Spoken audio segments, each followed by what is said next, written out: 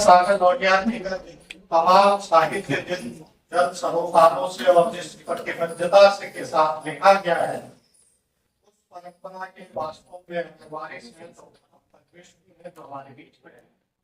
और आज वास्तव में अगर कहीं आत्मा नाम की कोई चीज होती है तो नहीं मान सकते,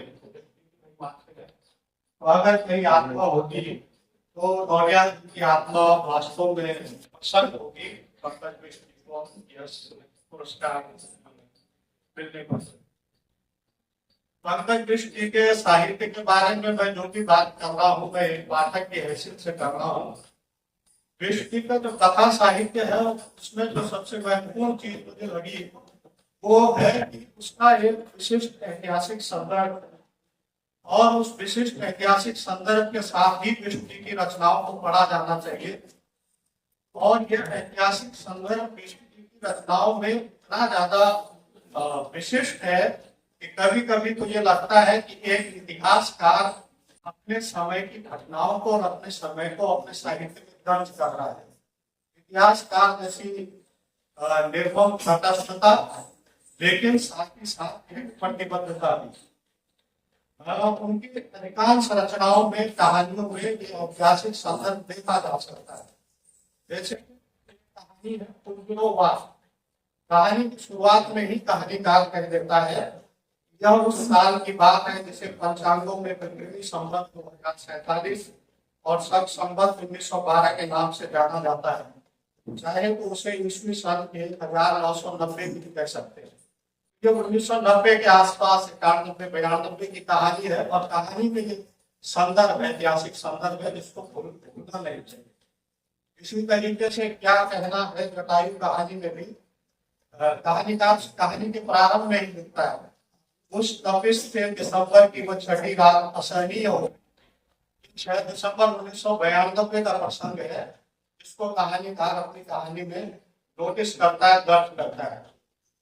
और ये पूरा का पूरा जो पंकज मिश्र जी का साहित्य है ये 90 के दशक का जो ऐतिहासिक संदर्भ है, जब तक हम उस ऐतिहासिक संदर्भ को अपनी दृष्टि में नहीं रखेंगे तो पंकज मिश्र जी की एक कथा संसार है, कथा साहित्य है, पूरी तरीके से अर्थों के साथ हमारे सामने उद्घाटित नहीं हो सकता, इसलिए बहुत जरूरी है। और ये जो 90 का दशक है अगर आप लोग देखेंगे तो बहुत सारी चीजें हो रही है राष्ट्रीय स्तर पे भी और अंतर्राष्ट्रीय स्तर पे भी। और ये 1991 का साल है सोवियत संघ का पतन हो रहा है। ये 90 का ही दशक है जब भारत में भूमंडलीकरण के नाम से नई आर्थिक नीतियां आ रही। ये 1992 का ही साल है जब बाबरी मस्जिद का विध्वंस हो रहा है। तो एक तरफ सोवियत संघ का पतन है तो जो विचार बात करने वाले हैं उनके लिए मौका मिल जाता है। ये पूरे भारत के साथ पूरी दुनिया में भी दक्षिण पंथ के उद्धार का समय है, जैसा कि 92 में जो कुछ हमारे यहाँ घटित हुआ। इसी तरीके से जो नई आर्थिक नीतियां आ रही है वो करोड़ों करोड़ों लोगों को हाशिए में धकेल देने के लिए भी संदर्भ लोगों का काम करते हैं। पंकज मिश्र का पूरा जो साहित्य वो इस पृष्ठभूमि में इस ऐतिहासिक संदर्भ में हमको देखने की जरूरत है। आज जिस घृणा नफरत अपुन हिंसा गौरव में जय विनाश के साहित्य में हम जी रहे हैं इसकी शुरुआत की 1990 के आसपास से ही शुरू होती है। और कुंजरोवार कहानी में लेखक इसको दर्ज करता है पूरी कलात्मकता के साथ, पूरी संवेदनशीलता के साथ। कुंजरोवार कहानी जो है वो पहाड़ के बासी नाम के गांव की पृष्ठभूमि में लिखी गई कहानी है। ये वो समय है जब सुबह शाम मीटिंगें हो रही है, मंदिरों से नारे गुंजायमान हो रहे हैं, टेप रिकॉर्डर पर वीडियो कैसेट पे हुआ था भाषण चल रहे हैं। और उस पहाड़ी कस्बे में जो 30-40 लोगों का कस्बा है उसमें 2 मुस्लिम पात्र हैं, एक सुलेमान और एक अख्तर। सुलेमान को इस माहौल को देखकर पहाड़ से भाग जाता है, पता नहीं अब क्या मेरे साथ हो जाए, इस तरीके का माहौल बनाने की कोशिश की जा रही है। लेकिन अख्तर को भरोसा है ये पहाड़ी लोग जो है थोड़ा बहुत छुआ-छूत कर लेते हैं, लेकिन बेसिकली ये सीधे साधे होते हैं और उसके अपनी जिंदगी का अनुभव भी है, क्योंकि वो खच्चर चलाता है और लोगों का सामान ले जाता है बाहर के एक दुकान से दूसरी दुकान। कई बार पानी पिला देते हैं, भूखा होता है तो खाना भी खिला देते हैं। एक बार बीमार पड़ा था तो उसको दवा दारू भी खरीदी और क्या कहते हैं, लेकिन ये जो पूरा का पूरा माहौल उस समय में पैदा हो रहा है।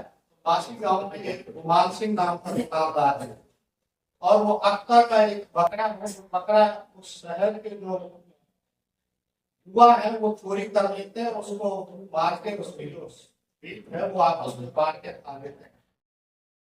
अख्तर दो तीन गोटियालों के बीच में है और अख्तर को बड़ा सपा स्थिति से पहुंचा है, उसको चारों तरफ टकरा रहता है, वो भी चिल्लाता रहता है मुन्ना मुन्ना मुन्ना मुन्ना, उसको नहीं करना।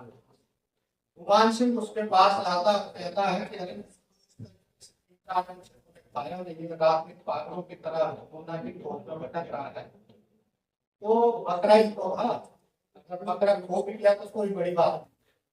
लेकिन अख्तर कहता है कि नहीं, गुमान सिंह ने बकरा नहीं था, मेरा बेटा था, जब मैं उसे खिलाता था तब खुद खाता था और मेरे साथ में मछलियों से तो गुमान सिंह उसे कहता है कि बकरा बेटा मारने से क्या होता है, तो बकरा नहीं तो कहीं ना कहीं वो तो नहीं था। तो अख्तर कहता है कि देखो ठाकुर साहब, मारने से ही सब कुछ होता है, मानो तो